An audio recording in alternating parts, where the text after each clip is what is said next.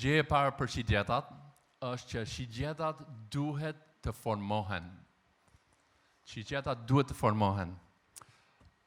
Edhe nëse ti mund të marrësh këtë. Një shigjet nuk fillon e mpret ose e drejt. Mund të jetë si shkopi këtu. Fillon diçka e shtrembur, jo e formuar, edhe fëmijët nuk janë të formuar. Ndoshta kur janë bebat, themi, sa të pafajshëm, sa të përsosur janë, shumë shpejt zbulon që janë dinak, janë gati për të krijuar shumë probleme për ne. Shigjetat duhet të formojmë, duhet të punojmë, ne si prindit kemi përgjegjësi për këtë. Fillon si të copdruri ashpër, por duhet të gdhendim me kujdes, edhe me dashuri, që të balansohet, edhe të drejtohet, edhe të bëhet një shigjet që do të fluturojë drejt edhe lart. Po, edhe me që ndoshta ti mund të mbash këtë, heqim këtë se nuk e duam më. E baruam punën me këtë, po. Flasim për shigjetën. Po. Shumë mirë. Është për e drejtë, është kjo kërkon kohë, kërkon investim, kërkon përkushtim që të formojmë këtë shigjet, që të jetë e bukur. Çfarë kemi për të formuar në një fëmijë? Kemi karakterin, kjo është kryesore. Mund të mësojmë ata të binin, por nëse nuk kanë karakter, edhe kjo mund të jetë si boshti, karakteri drejt, që fluturon drejt. Por kemi edhe vlerat, duhet të investojmë edhe të mësojnë vlerat, si këto pende. Edhe besimi i tyre, mund të jetë si edhe Maja atje. Janë gjëra elementare që ne si prindrit duhet të formojmë tek fëmijët. Kështu mendoni për shigjetën kur mendoni për punën e prindërimit, sidomos me adoleshentët. Çfarë duhet të bëjnë? Ku duhet të jetë fokusi? Sepse është punë e komplikuar, por këto gjëra, karakteri, vlerat, besimi janë shumë të rëndësishme. Si mund të bëjmë këtë gjë? Patjetër është një punë dashurisë. Është një punë që kërkon disiplinë, që kërkon trajnim, edhe dashurinë. Këto gjëra ndihmojnë që të drejtohen nga një shkop të shtrembëruar në një shigjet që do të fluturojë drejt. Tani bota, miqësia, shoqëria jep presione të ndryshme që të shtrembërojë, por lajmi i mirë është që ne si prindrit kemi më shumë ndikim në jetën e tyre. Që mos u dëshpëro. Vazhdo me punën që Zoti ka për ne. Ndoshta nuk të duket ashtu. Nuk të duket ashtu? Jo, ndoshta nuk të duket që ti ke influencë tek fëmijët e tu, sepse shoqëria mendoj që ka marrë fëmijët tanë. E vërtet, por kjo nuk do të thotë që dorëzohemi. Vazhdojmë me punën, edhe duam të lexojmë prap disa vargje që kemi dëgjuar më përpara, por ti shikojmë më afër. Ligji për të rirë, kapitulli 6, vargje 6 deri në 9. Dhe atje thotë, dhe këto fjalë që sot po të udhëroj, do të mbeten në zemrën tënde. Do t'u angulitesh bijve të tu, do të flasësh për to kur i ulur në shtëpinë tënde, kur ecën rrugës, kur ke rënë në shtrat dhe kur qohesh. Do t'i lidhësh si një shenjë në dorë, do të jenë si shiritat midis syve, dhe do t'i shkruash mbi pllakat e shtëpisë sate dhe mbi portat e tua.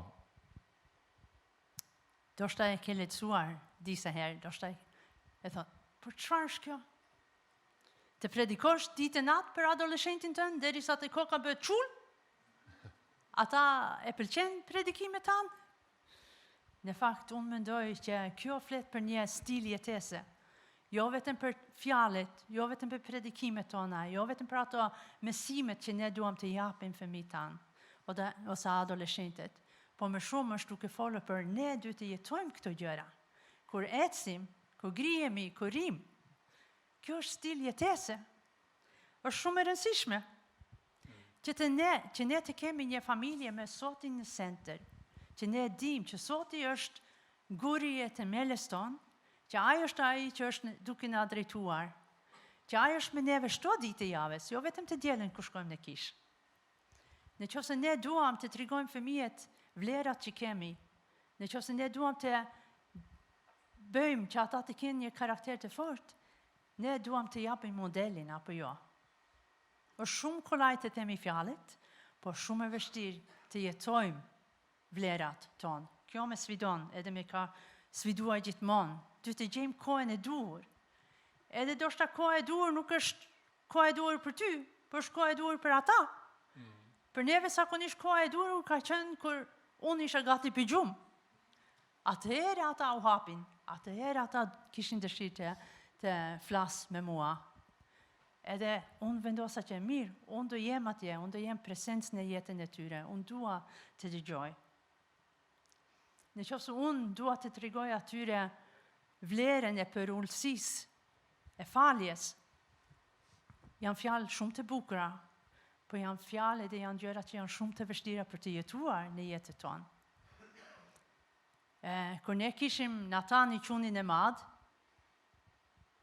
ai do njerë bëri gabime, nuk e di, do shta fëmijët tuaj s'kan bërë gabime, por Natani ishte prirur të bëjë shumë gabime në fakt, mos e tregoni ati, mos e postoni në Facebook apo gjë, por ai ishte mjeshtër për të bërë gabime. Edhe do njerë, kur ai kishte bërë, ose njerë, kur ai kishte bërë një gaf, sepse nuk ishte vetëm gabim, unë me do që ishte gaf, edhe unë isha shumë e mërsitur, edhe thosha, o Natani, a dalove ti? A mendove ti? Çfarë do mendon të tjerët për neve? Pse na turpirove? Edhe Natani i mençur si është, na thoshte, o mami, çfarë është më e rëndësishme? Çfarë mendon të tjerët për ju? Apo unë me gabimet e mia? Edhe në fakt, kjo ishte mirë për mua të dëgjoj. Sepse kur ne jemi duke prinderuar, kur ne jemi duke bërë punën si prinder, mos e bëjmë për shkak që ne duam të dukemi mirë në sytet e tjerëve. Jo, ne e bëjmë për shkak që ne duam që fëmijët tanë të jenë shëndosh të mirë, të kenë një karakter të fortë, edhe të dinë që janë të dashur në sytë tanë, edhe kur bëjnë gabime. Sepse ata do bëjnë gabime, ashtu si ne kemi bërë gabime, apo jo? E vërtet, edhe puna e prindërimit është një bashkëpunim. Jo vetëm midis mamit dhe babit, por edhe me adolescentin. Ju, se ICF është mbushur me të rinjt. A keni ju pjesë në këtë punë, prindërimi, dhe përgjigje patjetër është po. Bëje punën e prindërve sa më të lehtë. Dëgjon ata. Të lutem, po. Ata duan më të mirën për ty. Edhe nuk është vetëm ideja Nedit, mendimi Nedit që ka qenë edhe është prind vetë, por është plani i Perëndis. Është një nga udhërimet në fakt, një nga 10 udhërimet, është udhërimi 5. Edhe atje thot tek Eksodi 20:12 thot do të nderosh atin dhe nënën tënde me qëllim që ditët e tua të jenë të gjata mbi tokën. Është një udhërim me një premtim. Ne jemi thirrur të nderojmë prindërit, të bëjmë punën e tyre sa më të lehtë. Por me një premtim nga Zoti që do të jetojmë gjatë. A do të jetosh gjatë? Kush?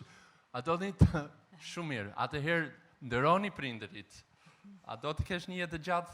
Ji mirënjohës, dëgjoj ata, ji hapur për input nga ata. Edhe mund të thuash, por kur nuk e meritojnë respektin tim, kur nuk e meritojnë, çfarë do të bëjmë? Prap, Zoti thotë ndero ata. Është vullneti i tij për ty. Edhe është e mundur. Kështu fali ata, bekoj ata, lutu për ata, respekto ata, ndaj ungjilli me ata, ndaj Krishti me ata. Trego me jetën tënde që ti me të vërtet je biri Perëndis, edhe do të jesh edhe biri tyre ose vajza tyre që nderon. Është një punë e vështirë, por shumë e rëndësishme. Kështu bëj punën e tyre sa më të lehtë.